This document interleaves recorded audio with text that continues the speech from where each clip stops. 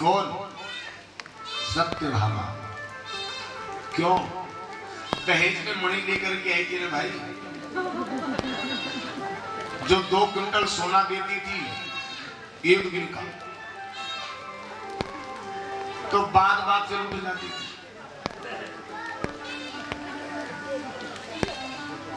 इसीलिए कहते हैं भैया, कहीं शादी ब्याह की बात चले ना, तो बेटी के पिता से डिमांड मत किया करो, बोले थोड़ा सा दिक्कत आने जाने की कार को। और देखो हमें नहीं चाहिए, गोविंद के आशीर्वाद से सब है, अपने पास तो सब है, गाड़ी घोड़े सब, आप दोगे आपकी बेटी को दोगे। और एक बढ़िया 52 इंची 52 इंच की जो एलईडी मिल जाए तो अब वो उसको नीचे नहीं उतरना पड़ेगा, आपकी बेटी ऊपर ही देखती रहेगी उसको। हमें नहीं चाहिए, आप जो दोगे अपनी बेटी को दोगे। हाँ, और कपड़े धोने में दिक्कत नहीं आए, एक बढ़िया वॉशिंग मशीन भी दे दो तो ठीक रहेगा आपकी बेटी को। हमें कुछ नहीं चाहिए, हमें तो केवल कन्या ही चाहिए। एक बात बताएं, ध्यान रखना, जो बेटी कार लेकर के आएगी, हो सकता है संस्कार लेकर के न आए। जो बेटी कार लेकर के आएगी, हो सकता है संस्कार लेकर के न आए, लेकिन इतना पक्का मान लेना, जो कार लेकर के नहीं आएगी ना, वो निश्चित रूप से संस्कार लेकर के आएगी।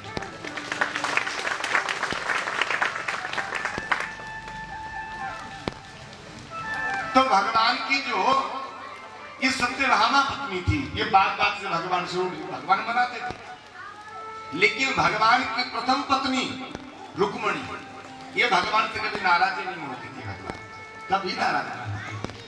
भगवान ने एक दिन सोचा कि सबके सब मुझसे नाराज होती है, कभी कौन उठ जाती, कभी कौन मुंह फुला लेता है, कभी कौन क्या करने लग जाता है, लेकिन रुक्मणी कभी नाराज ही नहीं होती। भगवान है, आ गया तो आ गया भाव बन गया। भगवान ने सोचा चलो लीला करते हैं। एक संत बड़ा सुंदर भाव हमें बता रहे थे। भगवान ने क्या लीला करी? आज भगवान ने अपनी समस्त पत्नियों को आदेश दिया, बोले तुम सब सुंदर सुंदर श्रृंगार करके मेरे सामने आओ। सारी पत्नियों ने बड़े सुंदर सुंदर श्रृंगार किए, और सब की सब एक एक करके भगवान के सामने आई। सबसे पहले सत्यभामा आई। सत्यभामा ने कहा प्रभु मैं कैसी लग रही हूँ? अरे देवी तू तो बिल्कुल इमरती सी नहीं लग रही है। कालिंदी आई, प्रभु मैं, अरे देवी तू तो बिल्कुल पेठार की नहीं लग रही है। नाग की प्रभु मैं कैसी लग रही हूँ? अरे देवी तू बिल्कुल रसमलाई की नहीं लग रही है। भगवान ने अपनी सारी पत्नियों के नाम मिठाई के ऊपर रख दी। किसी का बालूशाही, किसी का रसमलाई, किसी का मोहन थाल, किसी का रसगुल्ला, किसी का गुलाब जामुन। सबसे अंत में भगवती लक्ष्मी स्वरूपा जो रुक्मणी है, सबसे सुंदर श्रृंगार करती है। भगवान ने कहा, रुक्मणी ने भगवान से कहा प्रभु मैं कैसी लग रही हूँ? अब भगवान को तो रुक्मणी को नाराज करना था। भगवान ने कहा रुक्मणी तू तो बिल्कुल लूण की नहीं लग रही है, नमक की तरह लग रही है। रुक्मणी नाराज हो गई, बताओ मैंने सबसे सुंदर श्रृंगार किया और मेरा ही नाम नमक लग दिया। नाराज हो गई। को भवन में गई। पहले जब राजा महाराजा महाजन लोग जब अपने लिए महल मकान बनाते थे ना, तो एक अलग से कक्ष बनवाया जाता था, जिसके ऊपर लिखा हुआ होता था को भवन। स्त्री को कोई भी बात अपने पति से मनवानी होती, वो उस कक्ष में जाकर के बैठ जाती और पति वहां जाकर बड़ी मिन्नतें करता, बड़ा मान मनवार करता और मना करके लाता था उसको। और आपने कथा सुनी होगी, जो बड़े से बड़े डिसीजन, बड़े से बड़े निर्णय जो राज्यसभा में नहीं होते, वो को भवन में हो जाया करते थे। राम जी को 14 वर्ष का वनवास भी वही हुआ था, कथा सुनी आपने। लेकिन आजकल एक नई परंपरा आ गई। आजकल घरों में ये कोप भवन नहीं बनते ना किसी के, या किसी के अलग से लगा हुआ ऐसा बोर्ड को भवन नहीं है ना, पता है क्यों नहीं है? सारा घर ही को भवन है, जिसकी मर्जी पड़े वहां जाकर के रुके।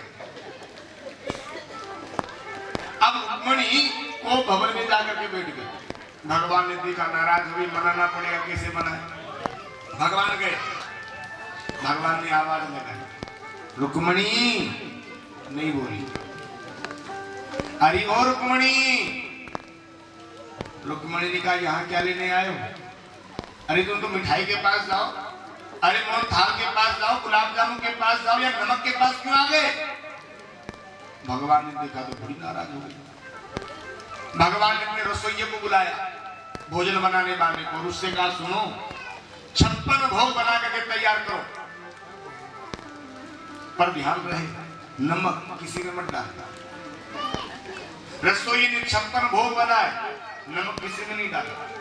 भगवान का पूरा परिवार एक साथ भोजन करता था, और हमें भी एक साथ घर में भोजन करना चाहिए सभी लोगों को बैठकर। पता है एक साथ भोजन करने से क्या होता है? एक साथ बैठ करके सब परिवार वाले जब भोजन करते हैं ना, इससे प्रेम बढ़ता है। एक थाली में बैठ करके भोजन करने से प्रेम नहीं बढ़ता, एक साथ बैठ करके भोजन करने से प्रेम बढ़ता है। और आजकल तो वो चलन सा चल गया, पति और पत्नी एक ही थाली में महाराज झूठा मुंह करके भोजन करते हैं। बीमारियां बढ़ती हैं, इससे मत खाया करो साथ में। और बड़ा शान समझते हैं तुम। देखो शास्त्र ये कहता है संपूर्ण परिवार को एक साथ बैठकर भोजन करना चाहिए। उससे क्या होता है? प्रेम बढ़ता है। यदि दोपहर को दो भाइयों में यदि कोई किसी बात को लेकर के झगड़ा भी हो गया होगा ना, जब शाम को दोनों भाई भोजन पर आएंगे, वो झगड़ा भोजन की थाली पर समाप्त हो जाएगा। और किसी के घर में कुंवारी कन्या हो और पिता अपनी कुंवारी कन्या के साथ बैठ करके भोजन करता है, आप निश्चित मानना उस पिता की कभी अकाल मृत्यु नहीं हो सकती। तो अपने घर में भी कुंवारी बेटी हो तो पिता को तो बेटी के साथ बैठ के भोजन करना चाहिए। भाई आप औरों के साथ नहीं कर सके तो बेटी को तो बिठाओ साथ में, उसके साथ बैठ करके भोजन करो। और हम तो कहेंगे यदि पूरा परिवार एक साथ बैठ करके भोजन करे तो कितनी बढ़िया बात है। अब भगवान का पूरा परिवार एक साथ बैठा भोजन करने के लिए।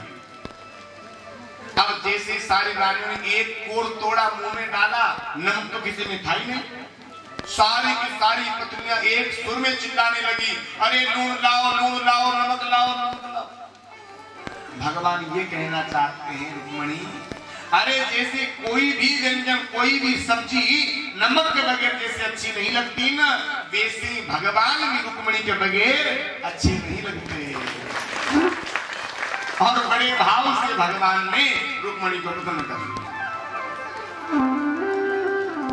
इसके बाद बड़ी सुंदर कथा आती है। भगवान का जो पोता हुआ उसका नाम हुआ अनिरुद्ध, और अनिरुद्ध का विवाह हुआ है बाणासुर की बेटी उषा के साथ।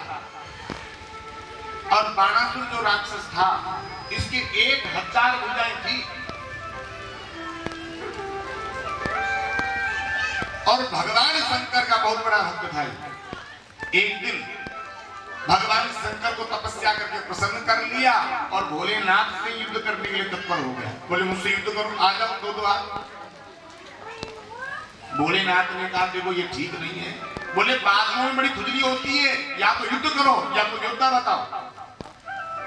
भोलेनाथ ने कहा बोले ऐसा करिए ध्वजा ले जा, इस ध्वजा को अपने महलों के ऊपर बांध देना। जिस दिन ये ध्वजा अपने आप नीचे टूट करके गिर जाए, समझ लेना तुझसे लड़ने वाला योद्धा तेरे समीप चल करके आ गया। इसने ऐसा ही किया। बाणासुर की एक बेटी थी उषा। उषा ने रात्रि में एक स्वप्न देखा। स्वप्न में क्या देखा? अपने आप को किसी पराये पुरुष के संग में आलिंगन करते हुए देख लिया। उषा ने संकल्प लिया मैं विवाह करूंगी तो इसी से करूंगी, और अन्यथा किसी और से विवाह नहीं करूंगी।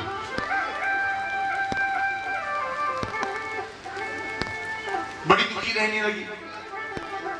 एक दिन चित्रलेखा चलकर किया और चित्रलेखा में सारे देवी देवताओं के चित्र बना बना करके इसको दिखाया। जैसे अनिरुद्ध का चित्र बनाया, इसने कहा बहन बस यही मेरे सपनों का राजकुमार। चित्रलेखा गई द्वारिका और पलंग सहित अनिरुद्ध जी महाराज को लेकर के आ गया। एक दिन बाणासुर को इस बात का पता चल गया कि मेरी बेटी के कक्ष में कोई पराया पुरुष रहता है। महलों को जब देखा तो उसमें अनिरुद्ध मिला और अनिरुद्ध को जेल में डाल दिया। देवर्षि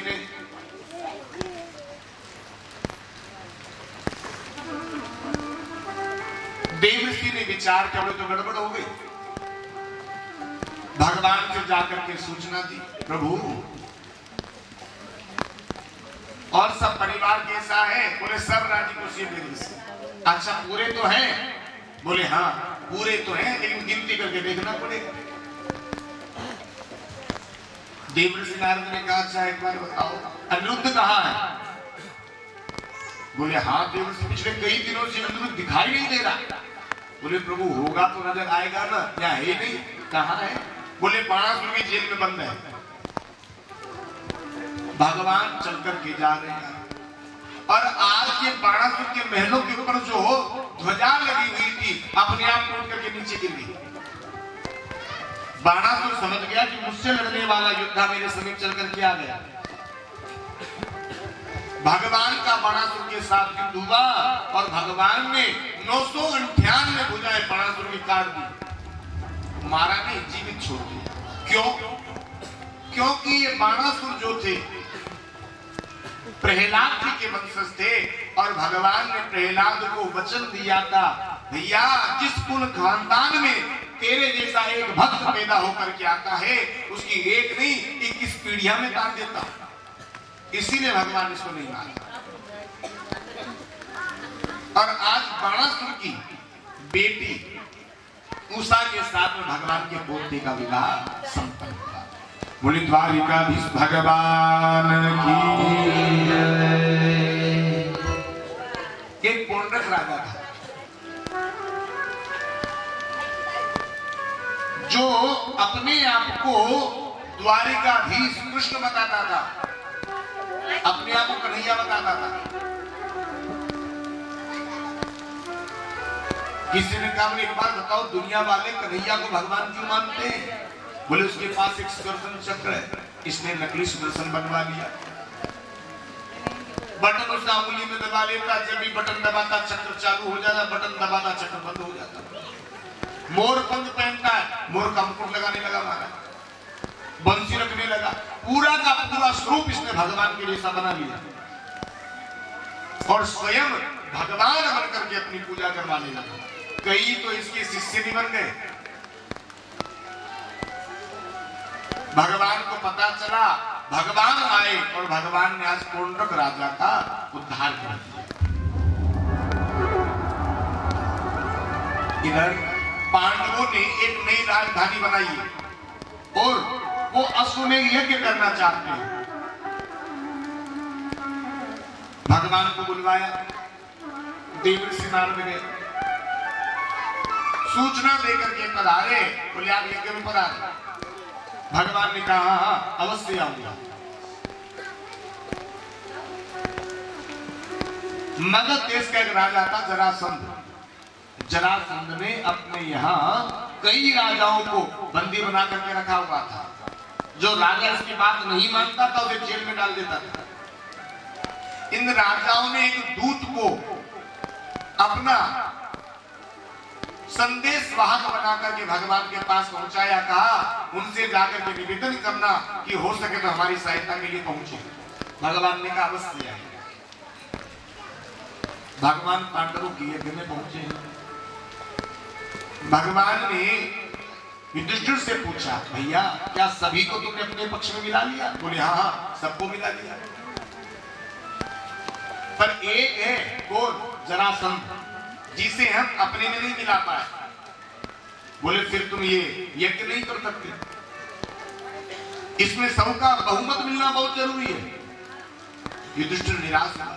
भगवान ने कहा चिंता मत करो। आज भगवान अर्जुन और भीम को लेकर के तीनों ने भेष बदला और सीधे जरासंध के यहाँ पहुंच गए। आवाज लगाई भिक्षाम देहि। जरासंध को सूचना मिली कि कोई ब्राह्मण आए, बाहर निकल करके आया।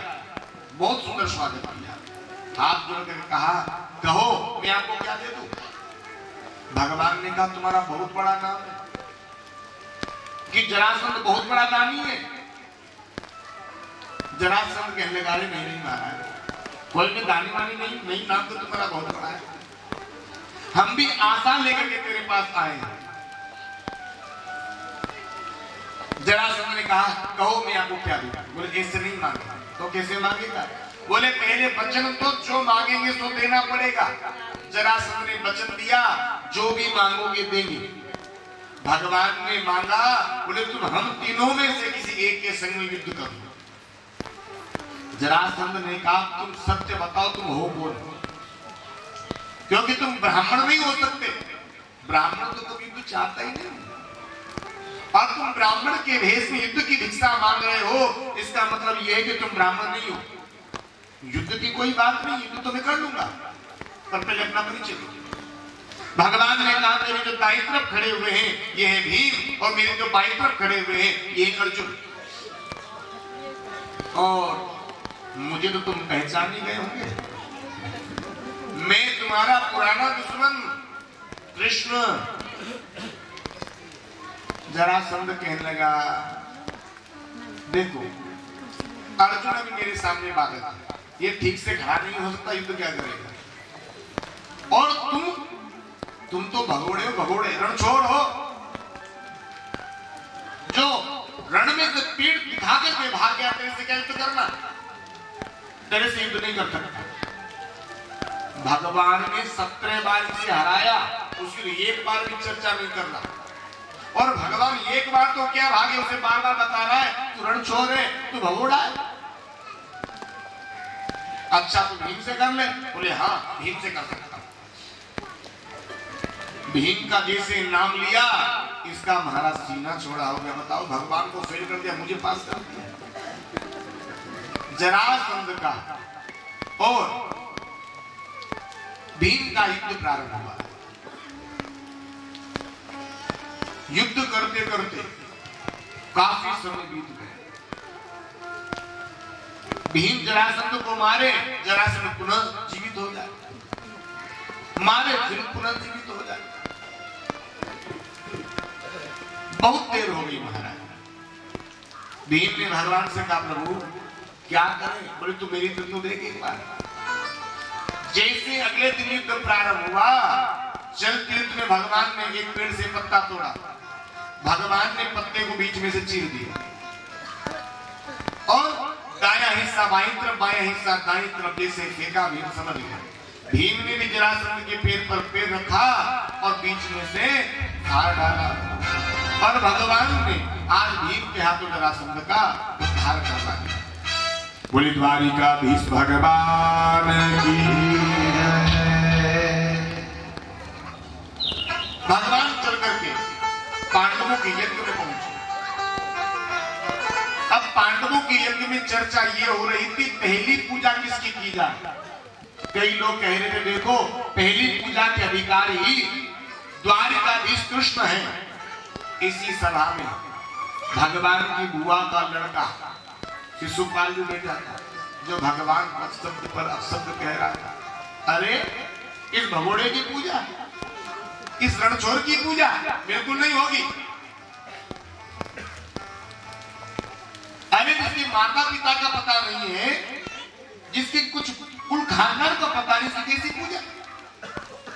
और भगवान ने अपनी बुआ को वचन दिया था, बुआ 100 गाड़ी तक इसे मैं क्षमा कर दूंगा, उसके बाद इसे क्षमा नहीं करूंगा। और इसके जीवन का रोज का नियम था 99 गाली प्रतिदिन भगवान को देता था। आज इसने 99 गाली भगवान को दे दी,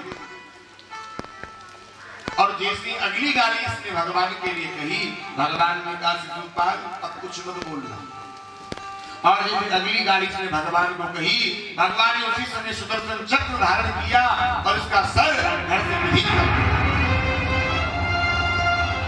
शिशुपाल के शरीर से दिव्य ज्योति निकली जो प्रभु के चरणों में जाकर के समाहित हो गई।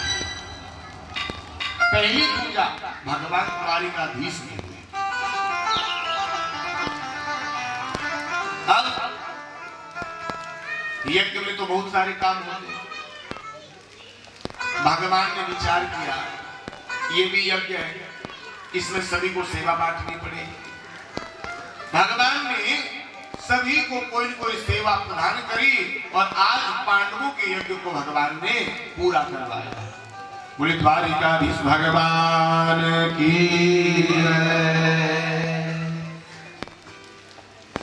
अब यहां से जो कथा प्रारंभ है वह है सुदामा चरित्र।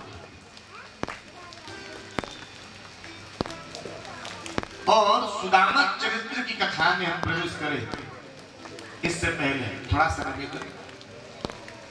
ऐसा वर्णन आता है कि जो भक्त सुदामा चरित्र की कथा को मन लगा करके ध्यान से एकाग्रता पूर्ण सुनता है, भगवान उस भक्त के घर की दरिद्रता का हरण कर लेते हैं।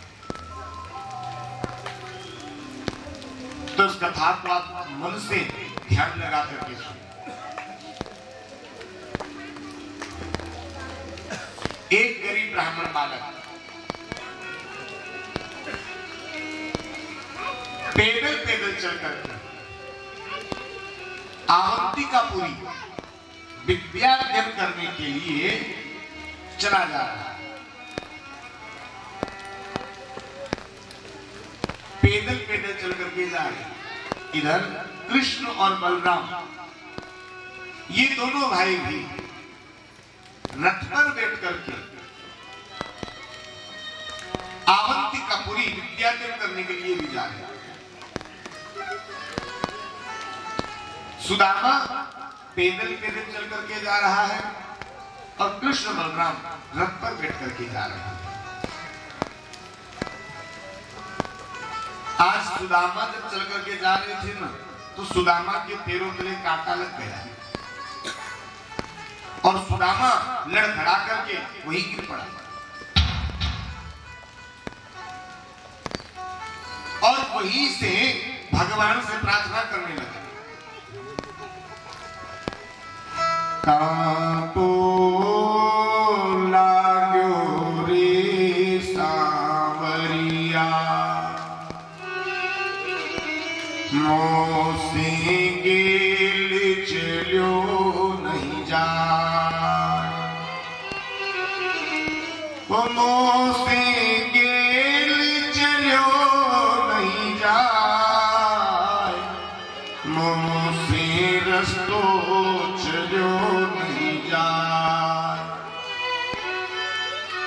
कांटो लाग्यो रे सांवरिया,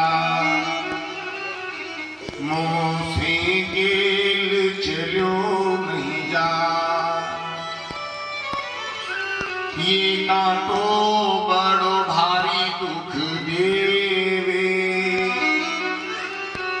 हो मोसे उठ्यो न बैठ्यो जा, मोसे रस्तो चलो नहीं जा, कांटो लाग्यो रे सांवरिया, मोसे रस्तो चलो नहीं जा। सुदामा जब रोकर के भगवान को पुकारने लगा, भगवान ने बलराम जी से कहा, ताऊ भैया हमें ऐसा लग रहा है जैसे मानो मुझे कोई याद कर रहा है। भगवान ने सुदामा के चरणों में जो कांटा लगा हुआ था इसे निकाल करके बाहर फेंका। पूछा क्या नाम है? सुदामा। कहाँ जा रहे हो? अभी कौन अच्छा है? गुरु शांतिपन के यहाँ। क्या लेने? विद्याध्ययन करने के लिए। बोले हम भी वही जा रहे हैं।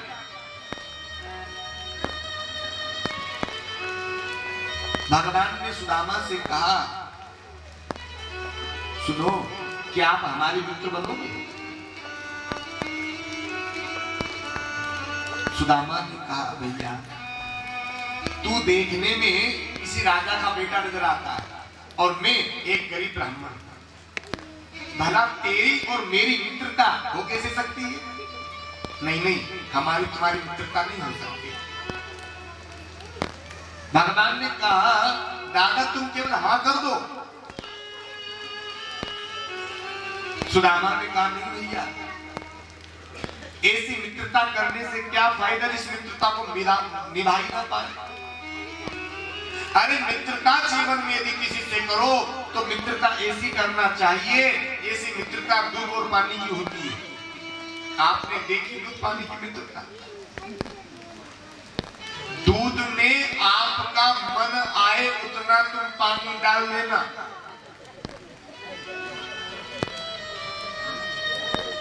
लेकिन दूध से इतनी गहरी मित्रता जल की होती है कि वो अपने मित्र पानी को अपने रंग में मिला लेता है, और जिस मोल में दूध बिकता है उसी मोल में अपने मित्र पानी को बिकवा देता है। कितनी गहरी मित्रता होती है। तो मित्रता करो तो ऐसी करो, वरना मित्रता करने से कोई फायदा नहीं। भगवान ने कहा तुम एक बार हाँ तो करो, और आज सुदामा ने मित्रता के लिए हाँ करो। दोनों मित्र चलकर गुरुकुल पहुंचे। दोनों में बहुत प्रेम है, इतना प्रेम है, एक साथ विद्यालय जाते हैं, एक साथ भोजन पाते हैं, एक साथ घूमने के लिए जाते हैं, एक साथ स्नान के लिए जाते हैं। एक दिन गुरुदेव ने एक पाठ याद करने के लिए दिया सभी को। बोले कल आप जब विद्यालय आओगे तो ये पाठ याद करके आना।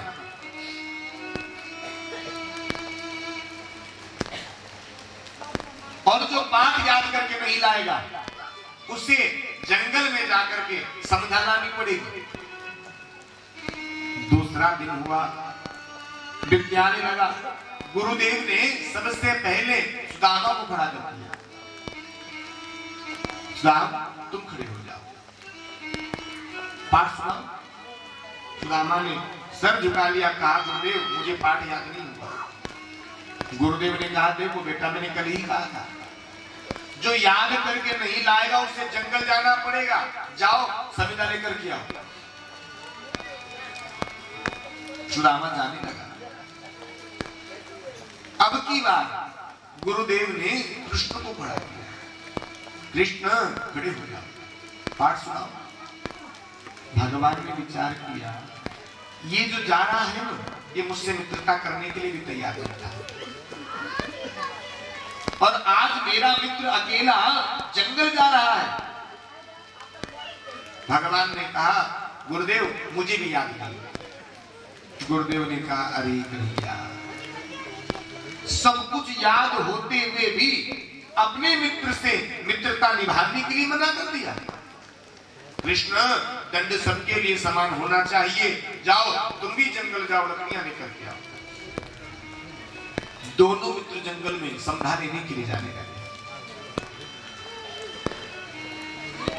गुरु माता को दया आ गई और गुरु माता ने देखा यही कहीं एक चने की पोटली पड़ी हुई थी। इसको सुदामा को दे दिया, ले बेटा जहां तुम दोनों भाइयों को भूख लगे ना, वहां दोनों भाई बांट करके खा लेना। सुदामा चल करके जाने लगे। सुदामा ने कन्हैया से कहा मित्र, मुझे पेड़ पे चढ़ना तो आता ही नहीं है, मैं पेड़ पे चढ़ूंगा कैसे? भगवान ने कहा दादा तुम चिंता मत करो, जब मैं गोकुल में रहता था ना, मैंने पेड़ के ऊपर चढ़ करके गोपी की खूब मटकियां फोड़ी। मैं ऊपर चढ़ जाऊंगा, मैं ऊपर से लकड़ी तोड़ दूंगा, तुमको नीचे से भी नहीं देना। भगवान जंगल में पहुंचे। भगवान ऊपर चढ़ गए, लकड़ियां तोड़ तोड़ करके नीचे डालते जा रहे। सुदामा बीन रहे, सबको इकट्ठा कर रहे। भगवान ने आज थोड़ी सी सुदामा की परीक्षा ली। इसकी परीक्षा लेकर के देखो क्या हुआ। थोड़ी ही देर में यहाँ काले काले बादल मंडराने लगे, बिजलियां कड़कने लगी और थोड़ी सी देर में महाराज मूसलाधार बारिश प्रारंभ हो गई। भगवान ऊपर बैठे हैं और एक पोला सा पेड़ था, उसके बीच में जाकर के सुदामा छिपा। सुदामा ने कहा, कन्हैया ने कस के पकड़ लेना, भैया बड़ी जोरों की बारिश हो रही है। भगवान ने कहा, दादा तुम अपनी देखो, मेरी तो मैं सब देख लूंगा। संत महात्मा भाव जगत में ऐसा कहते हैं कि जब तक ब्राह्मण स्नान नहीं करता, ब्राह्मण को भूख नहीं लगती, और एक बार यदि ब्राह्मण स्नान कर ले तो स्नान के बाद भले थोड़ा हो लेकिन अवश्य कुछ न कुछ चाहिए। अब बारिश के जल में सुदामा भीग गया।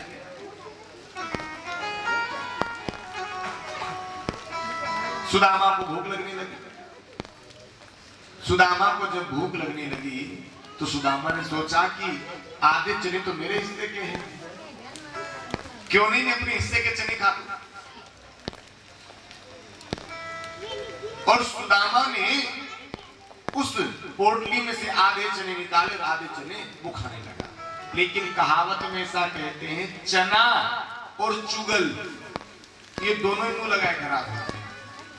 चना एक बार आपके मुंह से लग जाए तो भले पेट में भूख नहीं होगी, लेकिन मन करता और खा ले और खा ले और खा ले। और चुगल ये किसी के मुंह लग जाए, थाली मारी इधर की उधर, पूरे घर को बर्बाद करके मांगती। अब सुदामा ने जब चने खाए, सुदामा की भूख और बढ़ गई। सुदामा ने सोचा तो राजा का बेटा है, इन सूखे चनों को थोड़ी खाएगा। और सुदामा भगवान के हिस्से के चने भी खाने लगा। अब दांत बज रहे थे, दांतों से आवाज हो रही थी, कटर कटर। भगवान ने ऊपर से कहा, दादा ये आवाज कहां से आ रही है? सुदामा ने कहा, भैया बारिश हो रही है ना, तो ठंड की वजह से दांत कटा रहे। भगवान ने कहा ठीक है। बारिश बंद हुई, दोनों मित्रों ने लकड़ियों का गट्ठर बनाया और अपने माथे पर करके आने लगे। आधा रास्ता निकले होंगे, भगवान ने कहा, दादा बड़ी जोरों की भूख लग रही है, लाओ जो गुरु माता ने चने दिए थे वो हमें दे दो। सुदामा ने कहा, लाला उन चनों को तो मैं खा गया, मैंने सोचा कि तो राजा का बेटा है, इन चनों को थोड़ी खाएगा। दोनों मित्र चलकर एक गुरुकुल में, भगवान ने कुछ ही दिनों में अपनी संपूर्ण विद्याओं को प्राप्त कर लिया। और भगवान जब जाने लगे तो सुदामा जी ने भगवान का आज कस के हाथ पकड़ लिया। कन्हैया तुमने तो कहा था इस मित्रता को हम निभाएंगे, और आज बीच मझधार में छोड़कर के जा रहे हो। भगवान ने जाते जाते कहा, सुदामा जब भी तुम्हें हमारी जरूरत हो, जब भी तुझे हमारी याद आए ना, तो द्वारिका एक बार चल करके आ जाना। और भगवान का जब भी सुदामा ने हाथ नहीं छोड़ा तो भगवान जबरन सुदामा जी से हाथ छुड़ा करके भाग गए। अब भगवान तो बन गए द्वारिका के राजा, और सुदामा बने ही अपनी कुटिया के राजा।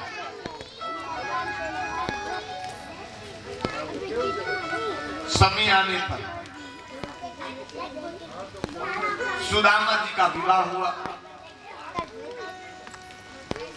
सुंदर पुत्र इनके यहां जन्म लेकर के आए। लेकिन सुदामा जी के यहां बहुत गरीबी है। सुदामा के घर में इतनी गरीबी है कि 4-4 दिन तक इन बालकों को खाने के लिए कुछ नहीं मिलता। इतनी गरीबी सुदामा के घर में, और इतनी गरीबी सुदामा के घर में है कि जिस साड़ी में सुदामा जी की पत्नी का कन्यादान हुआ था, उस एक साड़ी के अलावा उनके पास दूसरी साड़ी पहनने के लिए नहीं थी। इनकी पत्नी का नाम था सुशीला। सुशीला किसे कहते हैं? सुशीला कहते हैं जिसके भीतर शील गुण विद्यमान होते हैं, उससे हम कहते हैं सुशीला। और सुशीला नाम की नहीं, काम की भी सुशीला। इतनी गरीब है सुशीला महाराज, लेकिन कभी भी अपने पति से ये नहीं कहा कि स्वामी मुझे एक साड़ी तो ला करके आप दे दो।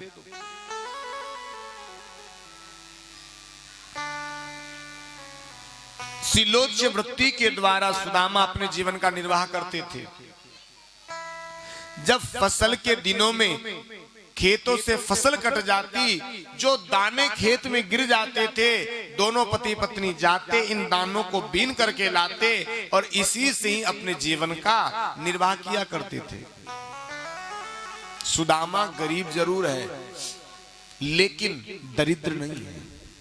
और गरीब होना अलग बात है और दरिद्र होना अलग बात है।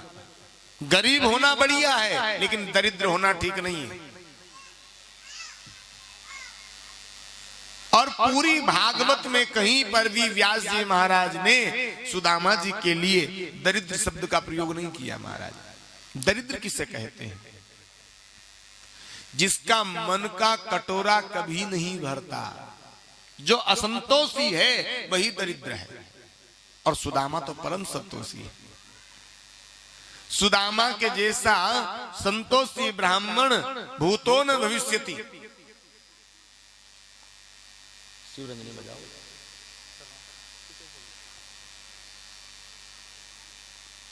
सुदामा परम संतोषी ब्राह्मण है महाराज। सुदामा के घर में इतनी गरीबी है, लेकिन सुदामा ने फिर भी कभी अपने जीवन में किसी से एक पैसा नहीं मांगा कि आप मुझे एक समय का भोजन तो उधार दे दो। आज सुशीला कुएं पर जल लेने के लिए गई। कुएं पर जब जल लेने के लिए पहुंची ना, बहुत लंबी लाइन लगी हुई थी। उसी लाइन में जाकर के सुशीला लग गई। खड़े खड़े घंटों बीत गए।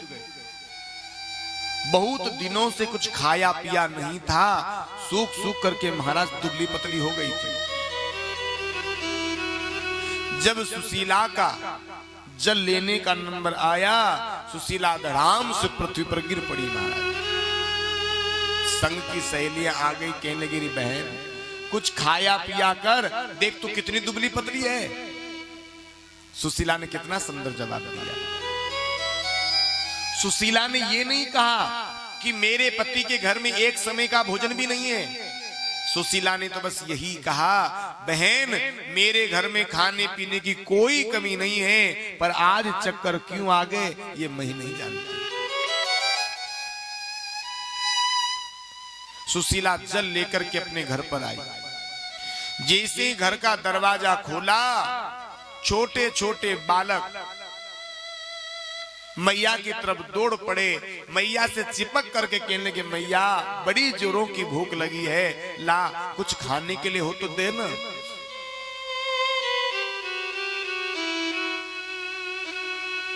सुशीला ने जल के पात्र को रखा, रसोई में गई और रसोई में जाकर के देखा एक भी अन्न का दाना पूरे रसोई में नहीं मिला कहीं भी। महाराज आज सुशीला चल करके अपने पति सुदामा के पास पहुंची और सुदामा जी से हाथ जोड़ करके कहा, स्वामी आज मेरे विवाह को इतने वर्ष हो गए, लेकिन कभी मैंने आपसे कुछ नहीं मांगा। जैसी बारिश कुटिया के बाहर गिरती है, वैसी ही बारिश मेरी कुटिया के भीतर गिरती है। अरे बारिश के 4-4 महीने हमें कोने में चिपक चिपक करके निकालने पड़ते हैं, लेकिन कभी मैंने आपसे ये नहीं कहा कि मुझे एक झोपड़ी, एक कुटिया तो बना करके दे दो। जिस साड़ी में मेरे माता पिता ने मेरा कन्यादान किया था, उस साड़ी को पहनते मुझे आज इतने बरस हो गए, सैकड़ों छेद इस साड़ी में हो गए, लेकिन मैंने कभी आपसे ये नहीं कहा कि एक साड़ी तो मुझे आप तन ढकने के लिए ला करके दे दो। एक भी बर्तन हमारे घर में साबुत नहीं है।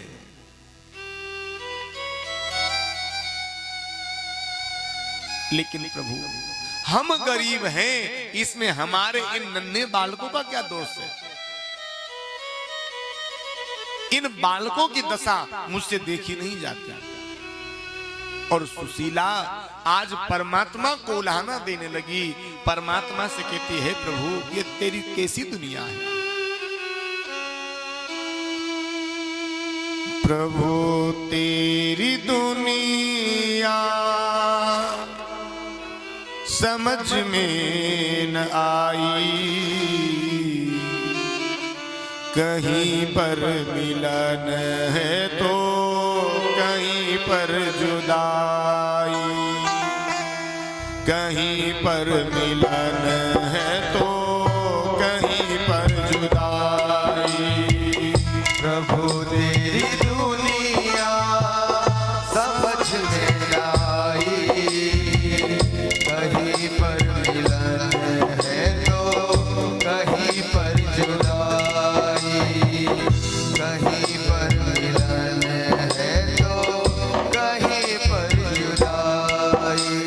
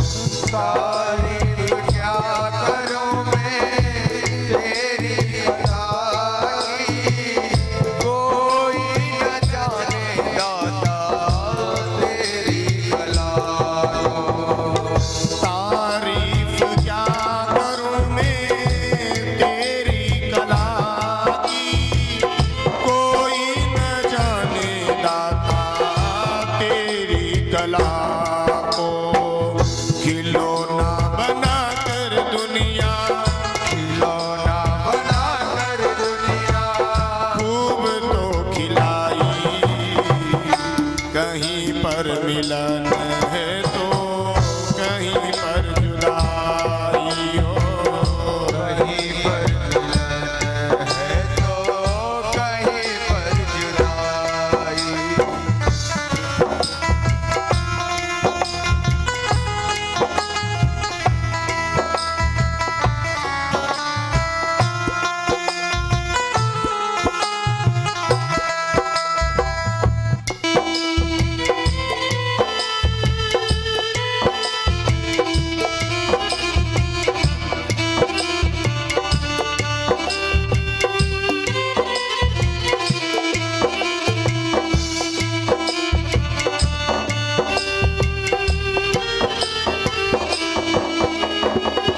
दुख से भरे हैं आंसू मेरे जीवन में, हुआ है जमाना सारा रंज और गम में।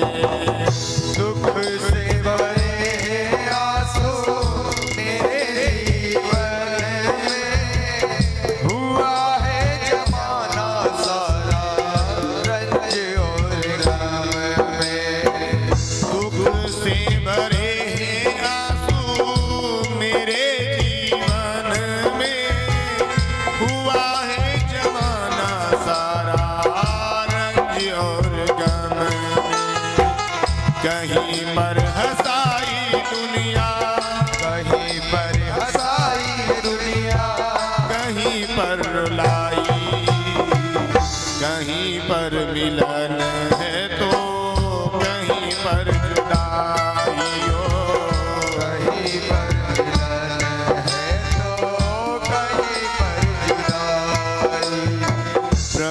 तेरी दुनिया समझ में न आई, प्रभु तेरी दुनिया समझ में न आई।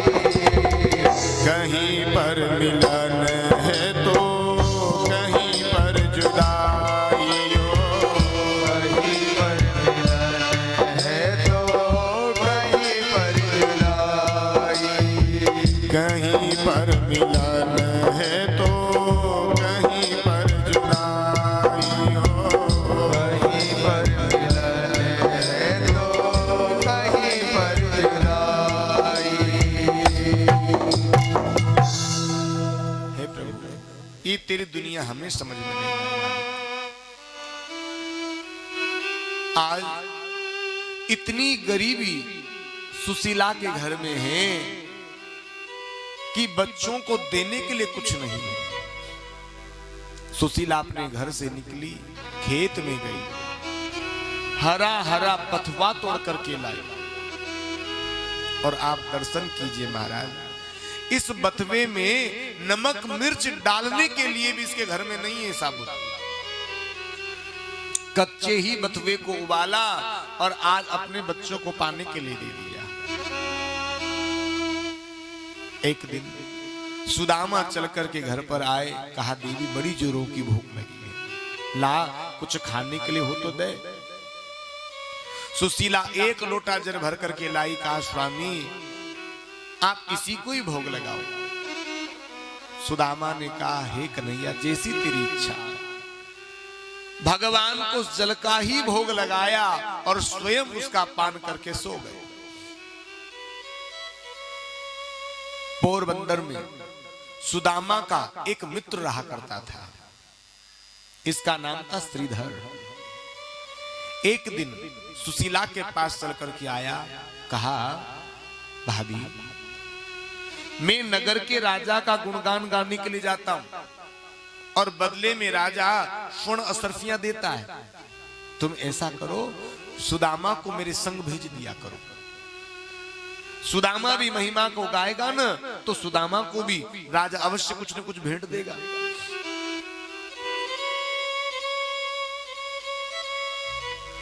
शाम को सुदामा जी चल करके जब आए, सुशीला ने जलपान करवाया, चरण दबाए और कहने लगी स्वामी आप हमारे नगर के राजा का गुणगान गाने के लिए क्यों नहीं चले जाते? इतना बड़ा राजा है, जब आप गुणगान गाएंगे ना तो अवश्य कुछ न कुछ आपको भेंट में देगा, जिससे हमारी गरीबी दूर हो जाएगी। सुदामा ने क्या कहा, क्या कहती है सुशीला, मैं और एक साधारण से मनुष्य का गुणगान गाऊं? सुशीला भले मर जाऊंगा लेकिन गुणगान यदि गाना पड़ेगा ना तो केवल द्वारिकाधीश का गाऊंगा, उसके अलावा किसी और का गुणगान नहीं गाऊंगा। भगवान इस दृश्य को दिखा रहे थे द्वारिका से अपनी पत्नी को, रुक्मणी देखो ये मेरे बचपन का मित्र है। रुक्मणी ने कहा प्रभु आपका मित्र और इतना गरीब? बोले क्या करूंगी, ये कभी मेरे दर पर चल करके आता ही नहीं है। कभी कभी तो मुझे ऐसा संदेह होता है कि कहीं ये मेरी ही तो परीक्षा नहीं ले रहा। रुक्मणी ने कहा नहीं भगवान आपको कुछ करना पड़ेगा। आज सुदामा अपने नगर में गए हुए थे, घर में सुशीला अकेली थी। छोटा सा बटुक, छोटा सा ब्राह्मण आज चलकर के सुदामा के दर पर आया, आवाज लगाई भिक्षाम देही। सुशीला ने जैसे ही सुना कि कोई ब्राह्मण मेरे दर पर आया है, विचार किया क्या करूं, यदि यह ब्राह्मण मेरे यहां से निराश उदास लौट गया तो मेरे सारे पुण्य क्षीण हो जाएंगे। एक लोटा जल भरा, उस जल को लेकर के पहुंच गई, हाथ जोड़ से कहा हे ब्राह्मण देवता इस एक लोटे जल के सिवा मेरे घर में और कुछ नहीं है, आप इसे ही स्वीकार करें। उस छोटे से ब्राह्मण बालक ने उस जल का भोग लगाया।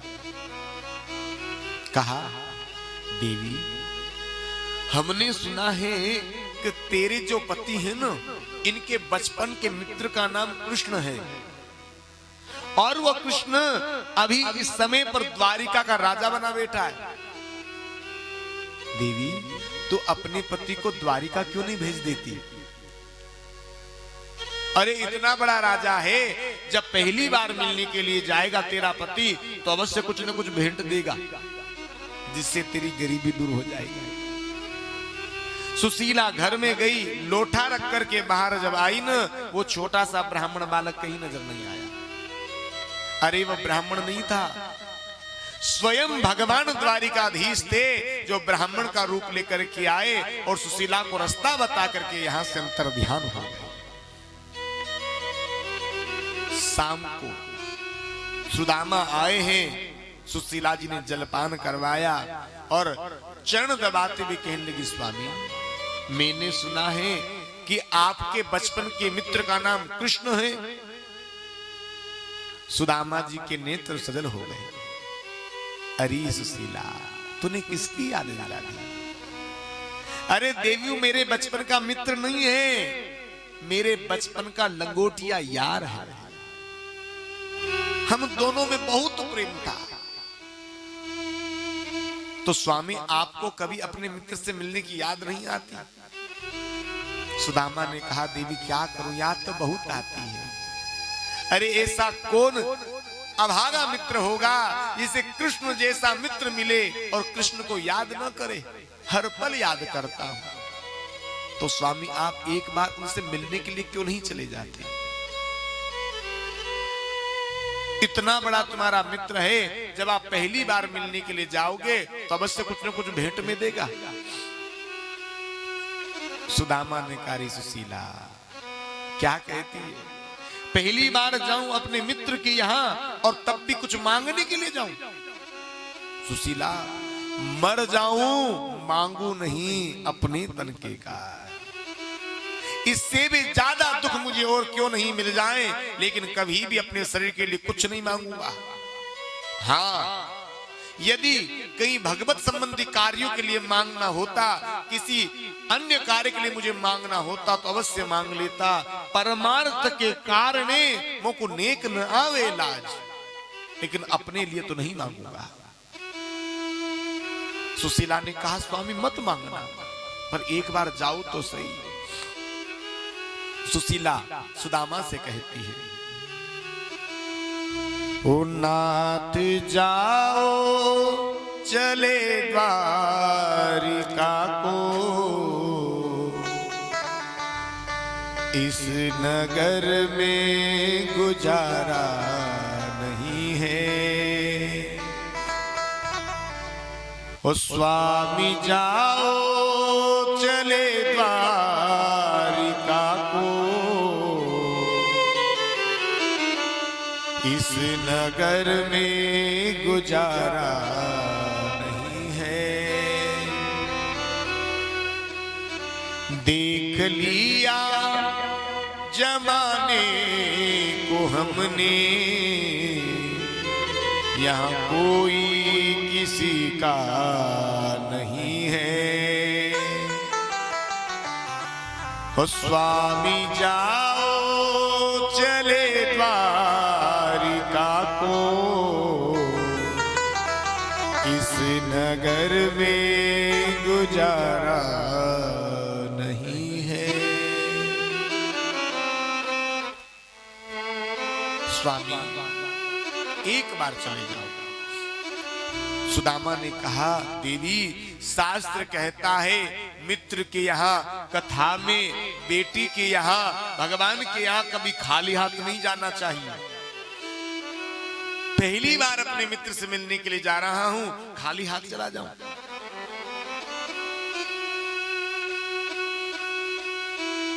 आज सुशीला ने कहा, स्वामी आप चलने की तैयारी कीजिए, आपकी भेंट की व्यवस्था मैं करती हूं। सुशीला ने रसोई में जाकर के देखा, कुछ नहीं मिला महाराज। 4 घरों में गई, और 4 घरों से एक एक मुट्ठी चावल लेकर के आए। क्यों? जब 4 जगह से क्यों लिए, एक जगह से भी तो ले सकती थी। सुशीला जानती थी कि मेरे पति कितने उदार हैं। यदि द्वारिकाधीश ने इनसे पूछ लिया, कहो मित्र कैसे हो, एक ही बात कहेंगे, कन्हैया मुझसे ज्यादा सुखी इस संसार में और कोई दूसरा नहीं हो सकता। पर ये कभी नहीं कहेंगे कि घर में छोटे छोटे बालक भूख के मारे तड़प रहे हैं। लेकिन जब इन चावलों को वो देखेंगे ना, अपने आप समझ जाएंगे। क्योंकि 4 घरों के चावलों को जब आप एक जगह रखोगे ना, चारों चलग भिन्न भिन्न होंगे। चारों चावल, कोई मोटा चावल, कोई पतला चावल, कोई काला चावल, कोई पीला चावल। वो इन चावलों को देख करके ही समझ जाएंगे कि सुदामा के घर में तो चावल भी नहीं है लाने के लिए। अब आप दर्शन कीजिए महाराज, इन चावलों को बांधने के लिए एक बिलात कपड़ा भी सुदामा के घर में नहीं है। जिस साड़ी को सुशीला जी ने पहन रखा था, उसी साड़ी को आधा फाड़ा, उसी साड़ी के 4 करवट किए, उसी में चावल की पोटली बना करके अपने पति को दे दी। स्वामी लो, और सुनो, रास्ते में खोल करके मत देखना, मेरी तरफ से इसे अपने मित्र को भेंट में दे देना। क्यों? ऐसा क्यों कहा? क्योंकि सुशीला जानती है कि मेरा पति कितना उदार है। रास्ते में कोई भूखा व्यक्ति मिल गया और उसने इनसे कुछ मांग लिया ना, इस चावल की पोटली को भी ये उसे दे देंगे। और इन्होंने यदि चावल की पोटली उस भिखारी को दे दी, उस भूखे को दे दी, तो मेरा संदेशा भगवान तक पहुंचेगा कैसे? सुदामा जी की आप दशा देखिए, सिर पर कोई पगड़ी नहीं है, चरणों में कोई चरण पादुका नहीं है, एक फटी सी धोती है जिसको पहन रखा है, एक टूटी सी छड़ी हाथ में है। चावल की पोटली को बगल में दबाया और कृष्ण का स्मरण करते करते चले जा रहे हैं। चलते चलते कई दिन बीत गए। जब चल करके जा रहे थे ना, तो भगवान ने यहां भी सुदामा की परीक्षा ले ली। रास्ते में एक नदी आन पड़ी।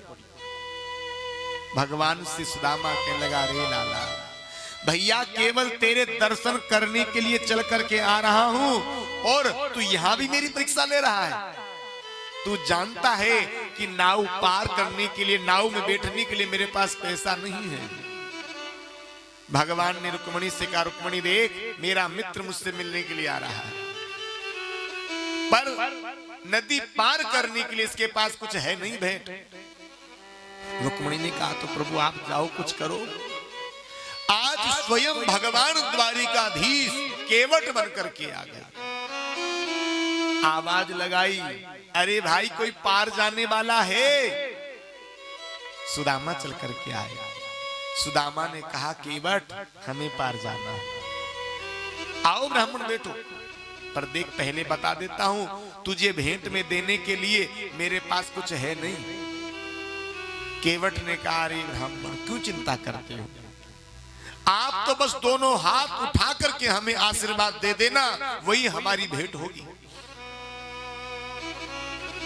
सुदामा जी को बिठाया, केवट भगवान नाव चलाने लगे।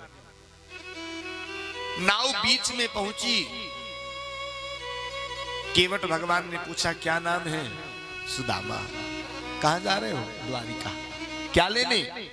बोले भैया, द्वारिका का जो राजा है ना, वो मेरे बचपन का मित्र है। केवट भगवान हंसने लगे, अरे ब्राह्मण, बूढ़ा हो गया फिर भी झूठ बोल रहा है? कहां तो वो द्वारिकाधीश जिसके चरणों में चरणु पादुका भी सोने की है, और तेरे चरणों में चरणु पादुका तक नहीं है। इतने बड़े राजा को तो अपने बचपन का मित्र बता रहा है।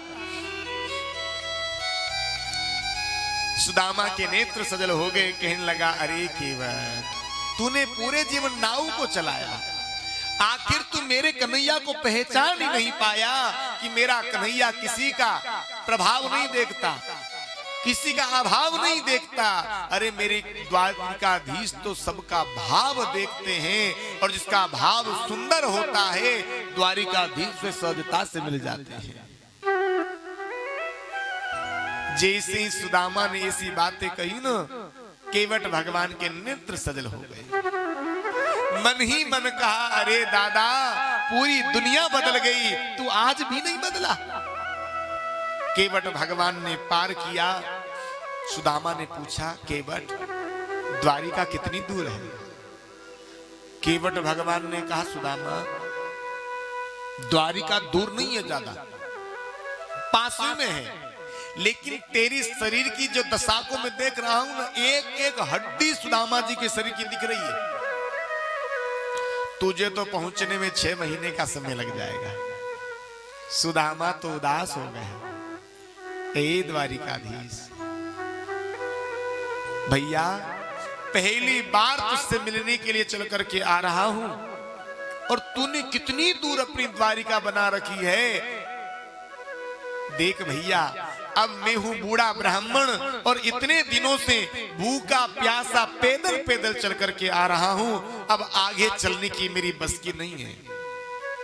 देख, मैं तो यहीं नदी के किनारे पर सो रहा हूं। अब तेरी 17 बार गरज पड़े ना, तो तू मुझे अपनी द्वारिका बुला लेना।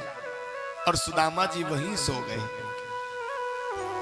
आज भगवान ने अपनी योग माया को आदेश दिया, और योग माया से कहा, योग माया जाओ नदी के किनारे पर मेरा एक मित्र सोया हुआ है, उसे फूल की भांति उठा करके लाना और द्वारिका के मुख्य द्वार पर ला करके छोड़ देना।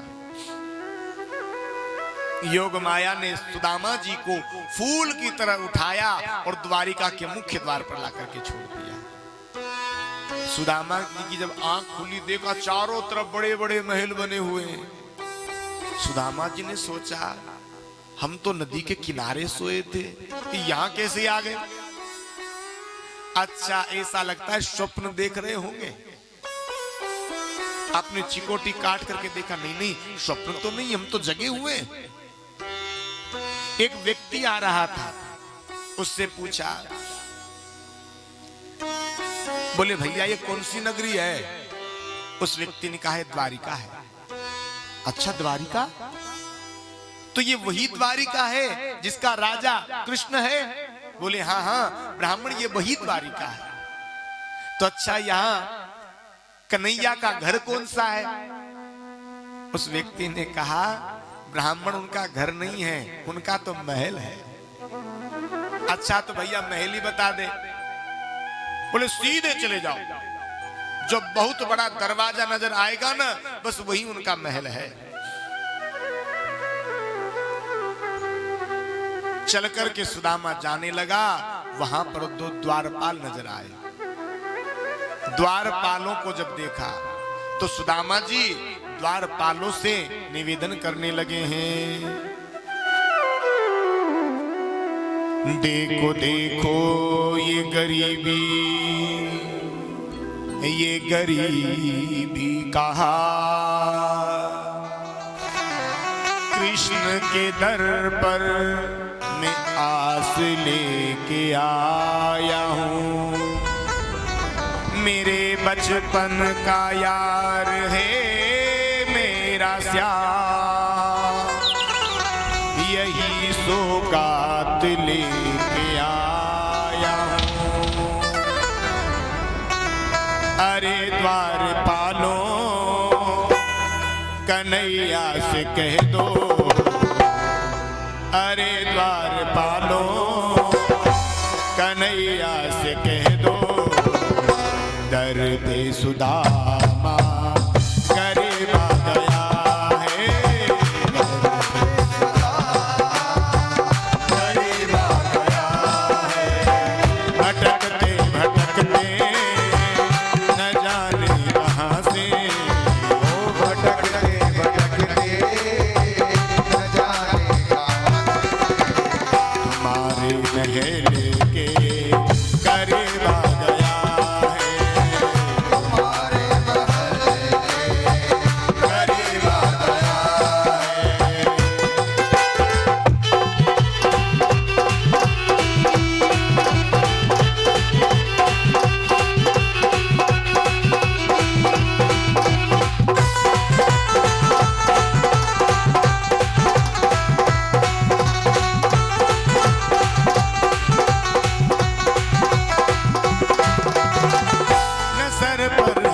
पगड़ी तन पर हिजामा, नजर पे पगड़ी नजर पर जामा, बता दो कन्हैया को नाम है सुदामा सुदामा।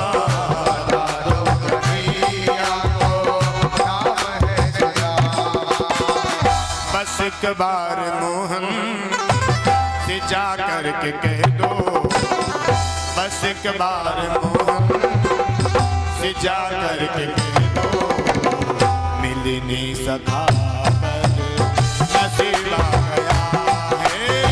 मिलने सखा पर नसीब आ गया है।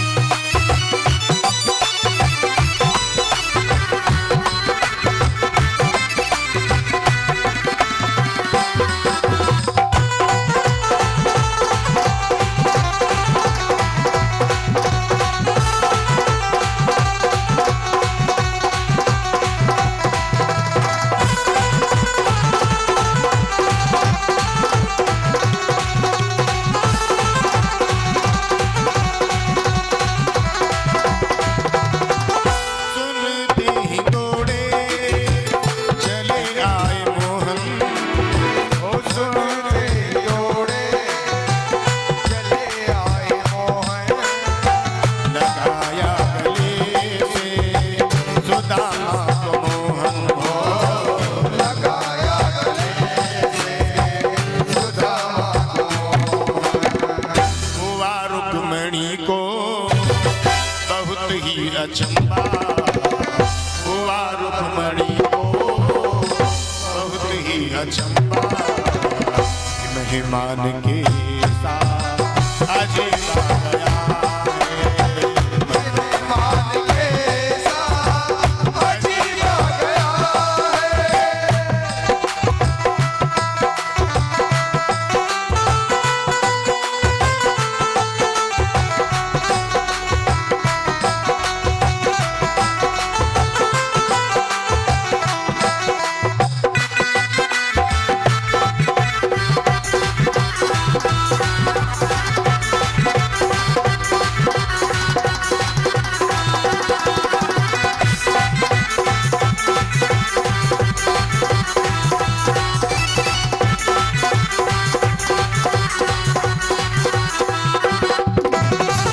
बराबर पे अपने सुदामा बिठाए, बराबर से अपने सुदामा बिठाए, चरण आंसुओं से श्याम ने धुलाई धुलाई।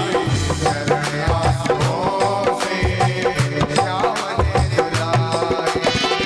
न घबराओ प्यारे सखा तुम सुदामा, न घबराओ प्यारे सखा तुम सुदामा, खुशी का समा तेरे करीब आ गया है। खुशी का समा तेरे करीब आ गया है। अरे द्वार पालो कन्हैया से कह दो, अरे द्वार पालो कन्हैया से कह दो, दर पे सुदामा करीब आ गया है। करीब आ गया है। खुशी का समा तेरे करीब आ गया है। खुशी का समा तेरे करीब आ गया। आज द्वारपालों ने जाकर के कहा, बोले प्रभु आपका कोई बचपन का मित्र आया है और वो अपना नाम सुदामा बता रहा है। जैसे भगवान ने सुना सुदामा, भगवान तोड़ करके आए। अब अपने महलों से मुख्य द्वार तक पहुंचने में 7 डोरियों को पार करना पड़ता है। भगवान आज नंगे चरण दौड़े हैं। भगवान का मुकुट कहीं गिरा, भगवान का पीतांबर कहीं गिरा, भगवान के चरणों में चरण पादुका नहीं है। भगवान दौड़ते जा रहे, दौड़ते जा रहे, दौड़ते जा रहे हैं। दौड़ते हुए भगवान मुख्य द्वार तक पहुंचे हैं। और मुख्य द्वार पर जब पहुंचे न, सुदामा ने दोनों घुटनों के बीच में अपने सर को दे रखा। भगवान गए, कहा दादा तुम आ गए? बोले हाँ। बड़ी देर कर दी आने में। भगवान ने सुदामा को उठाया, अपने गले से लगाया है और भगवान सुदामा जी को लेकर के धीरे धीरे चल करके आ रहे हैं। अपने महलों में लेकर के आए। जिस सिंहासन पर स्वयं भगवान द्वारिकाधीश विराजमान हुआ करते थे, उस सिंहासन पर आज भगवान ने अपने प्रिय मित्र सुदामा को बिठाया। भगवान चरणों में बैठ गए। सुदामा ने कहा लाला ये क्या कर रहा है भैया?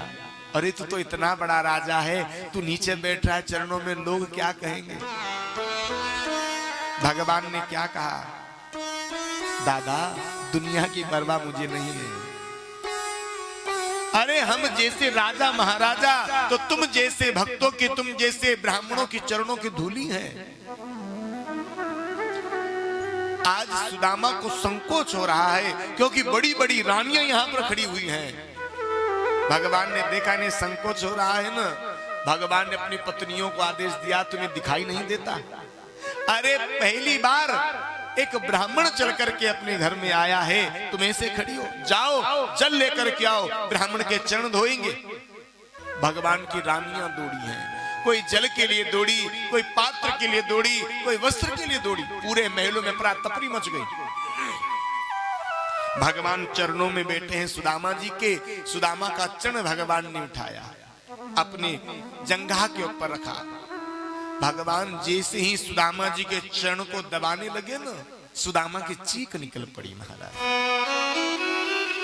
भगवान ने सोचा अरे कोई कहीं से हरा थाका चल कर के आता है, यदि हम उसके चरण दबाते हैं ना उसको तो आराम मिलता है, ये तो चीख रहा है क्यों? जैसे भगवान ने अपने हाथ को देखा ना, भगवान का हाथ पूरा रक्त रंजित हो रहा था। सुदामा के पैरों की बिबाइयां फटी हुई हैं, सैकड़ों कांटे सुदामा जी के पैरों में लगे हुए हैं। और आज मेरे प्रभु सुदामा की दशा को देख करके इतना रोए हैं, इतना रोए हैं कि आज भगवान ने अपने प्रेम अश्रुओं से ही सुदामा के चरणों को धो डाला महाराज। कवि नरोत्तम ने बहुत सुंदर लिखा है, ऐसो विहाल विवादिन सो पुनि कंटक जाय लगे पुनि जोए। हाय महादुख पायो सखा तुम आए थे न कीते दिन खोए। देख सुदामा की दीन दशा करुणा करके करुणा निधि रोए। पानी परात को हाथ छुओ नहीं, नैनन के जल से पग धोए। नैनन के जल से पग धोए। भगवान इतने रोए हैं कि आज भगवान ने अपने प्रेम अश्रुओं से ही सुदामा के चरणों का अभिषेक कर डाला।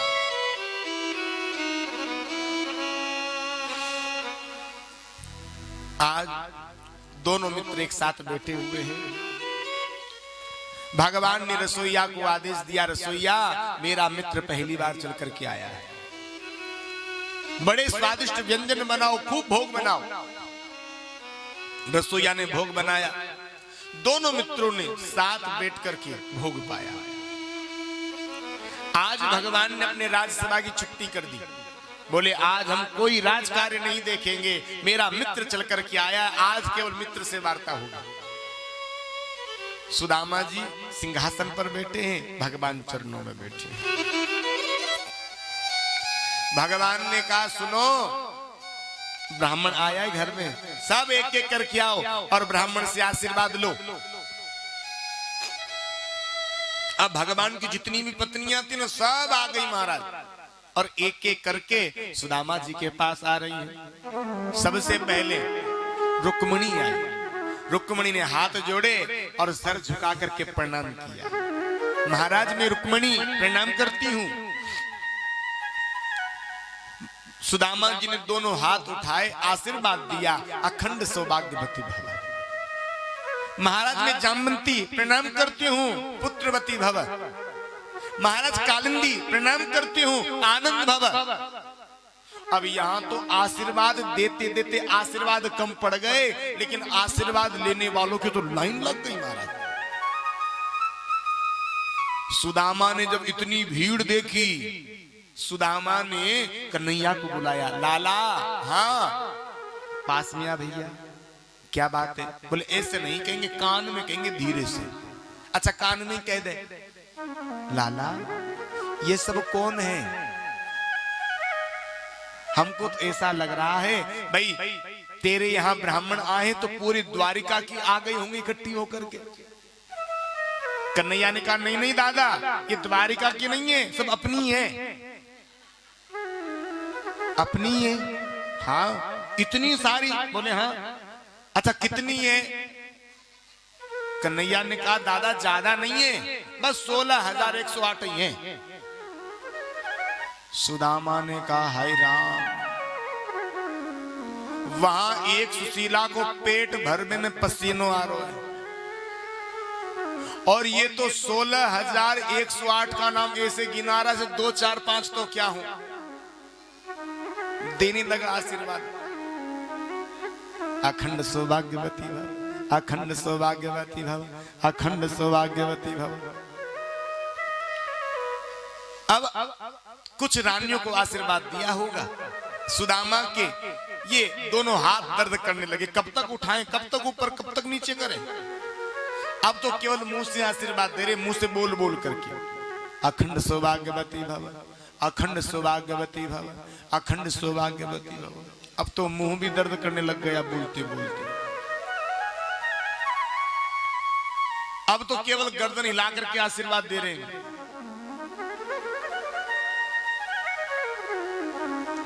अब तो गर्दन भी दर्द करने लगे। फिर बुलाया, लाला हाँ भैया पास में आ, क्या बात है? कितनी और बची है? दादा अभी तो तुमने ज्यादा से ज्यादा 1000 रानियों को आशीर्वाद दिया होगा, अरे अभी तो 15,000 बच रही हैं। सुदामा ने कहा तो लाला भैया अब तो पक्का है गया कि मैं यहां से चलकर तेरी भाभी के पास नहीं जा पाऊंगा।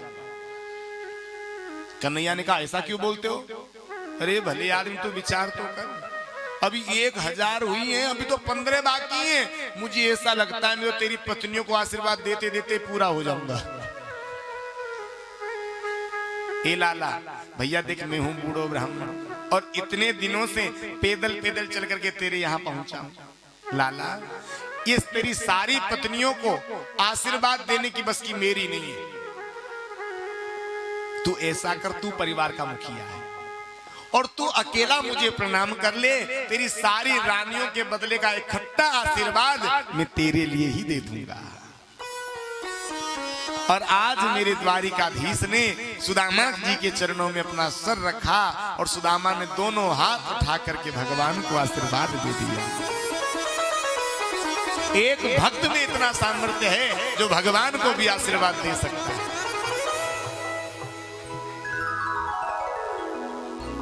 अब दोनों मित्र बैठे हैं, पूरा राज दरबार लगा हुआ है, भगवान के नाती पोते पत्नियां सब हैं।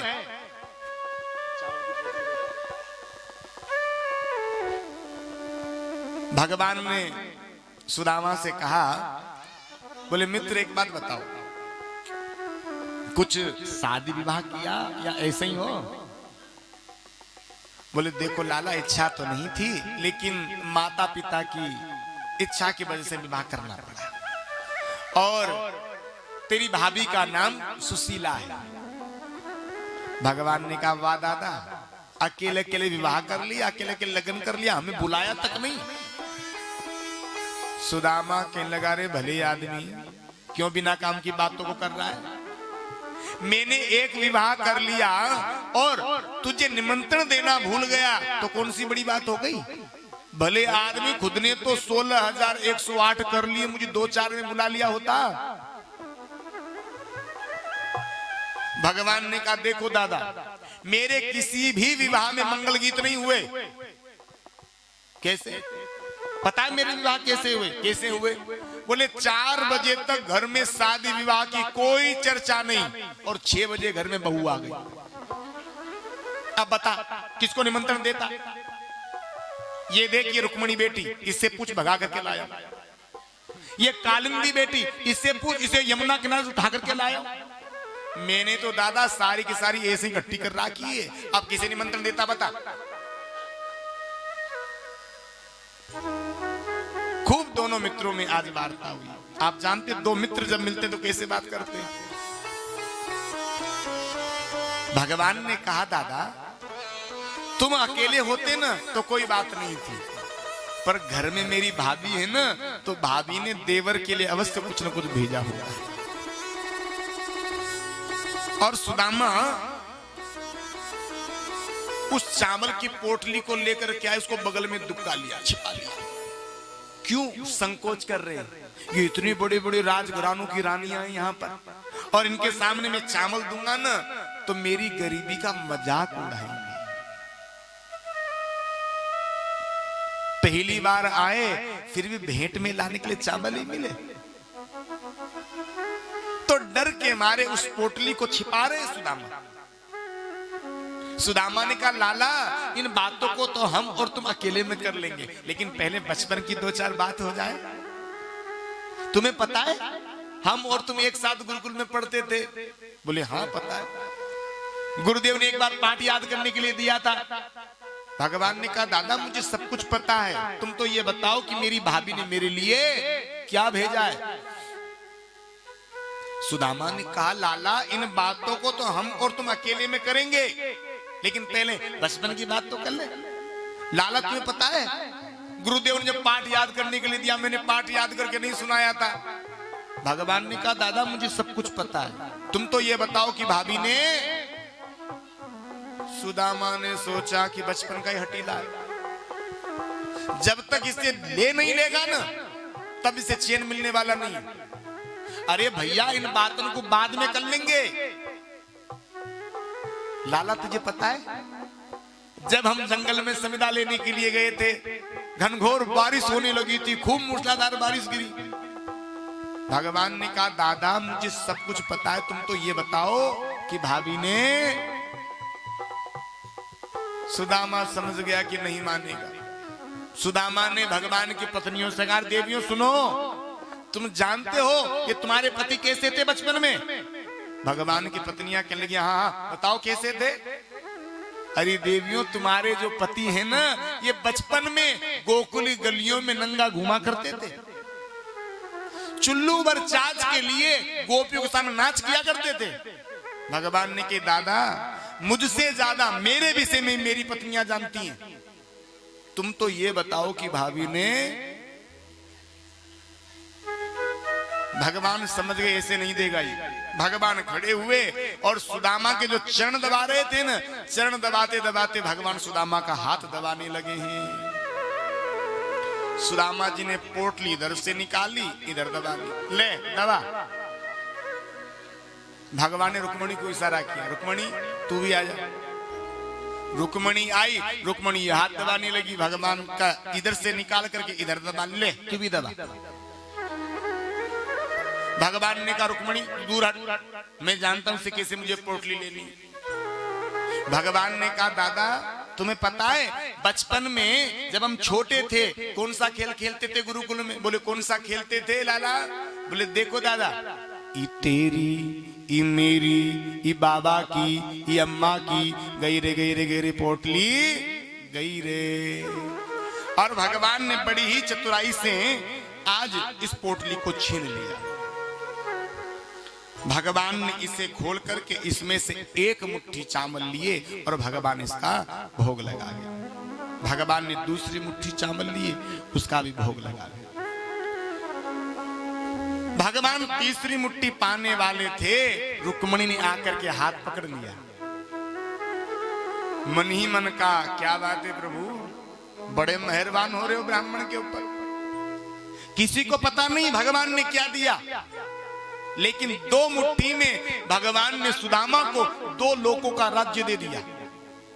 तो रुक्मणी ने कहा बड़े मेहरबान हो रहे हो, जो 2 मुट्ठी में 2 लोक का राज्य दे दिया और तीसरी मुट्ठी में तीसरा लोक भी तुम सुदामा को दे दोगे, तो फिर तो हमें इनकी यहां चल करके नौकरी करनी पड़ेगी।